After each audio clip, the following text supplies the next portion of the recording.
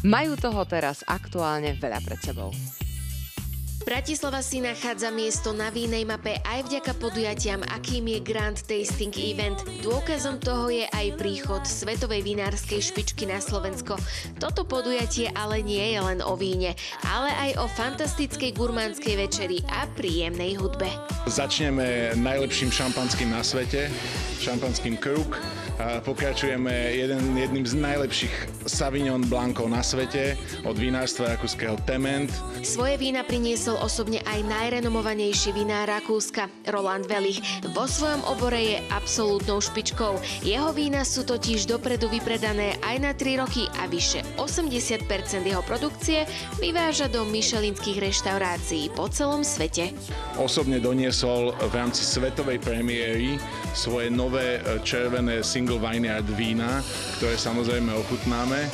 A takisto ochutnáme jeho top model Grüne Veltliner St. Georgen, ktoré je jedno z najlepších nielen v Rakúsku, ale možno aj v celej Európe.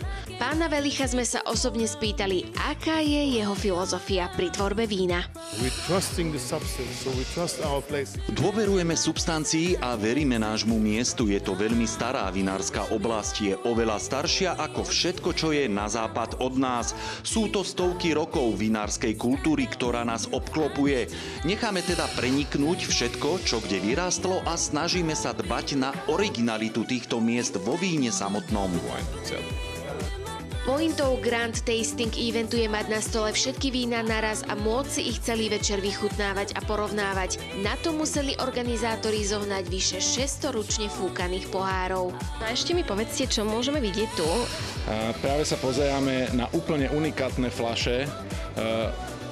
Jedna je Barolo Canubi Single Vineyard, Gigi Rosso producent, ktorá iba jedna bola vyrobená na svete v tomto formáte. Taktiež tu máme veľmi podobný prípad 1/2, to znamená, že 2 fľaše na svete boli vyrobené z tohto elitného Pinot Noir z Nemecka. Tento pán, takisto ako pán Moritz, to dotiahol do dokonalosti a vyrába také Pinot Noir, ktoré ľahko môžu konkurovať hociakému Grand Cru vo Francúzsku.